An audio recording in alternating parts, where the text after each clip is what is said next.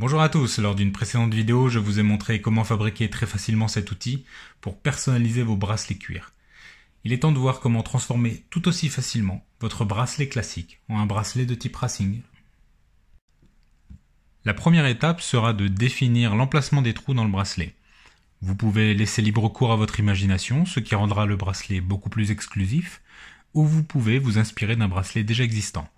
Pour ma part, j'ai déniché ce bracelet vintage que je vais apposer sur le nouveau.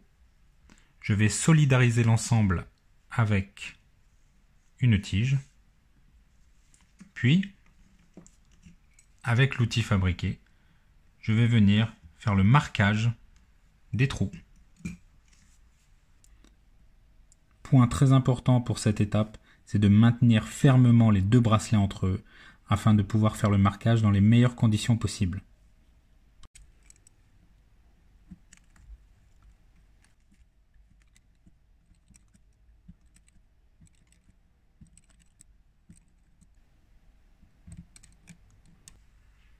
Une fois le marquage réalisé, placez votre bracelet sur une surface que vous pouvez abîmer, car la pointe de votre outil est très aiguisée et risque d'abîmer le support sur lequel vous travaillez.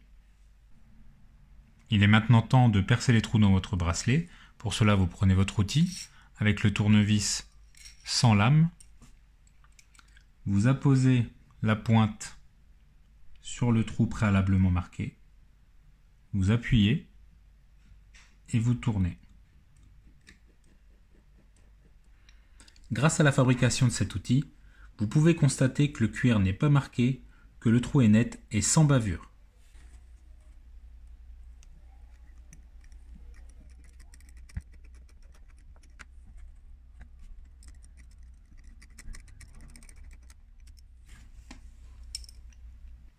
Le perçage est terminé, vous pouvez voir que tous les trous sont propres et bien percés.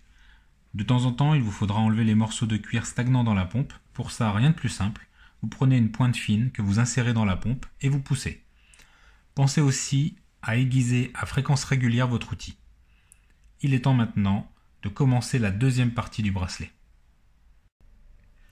Cette deuxième partie est aussi simple que la première, voire plus facile, puisque vous avez déjà travaillé sur votre bracelet. Il ne vous reste plus qu'à faire le marquage.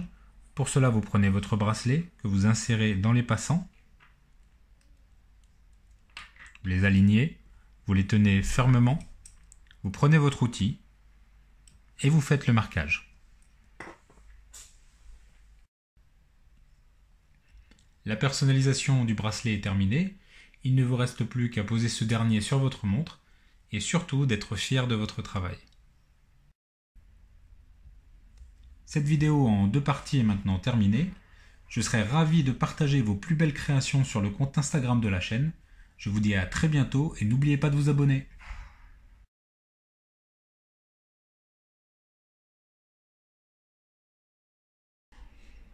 La chose que vous voyez ici, c'est l'argument principal pour lequel vous ne devez pas travailler sur votre table de salle à manger.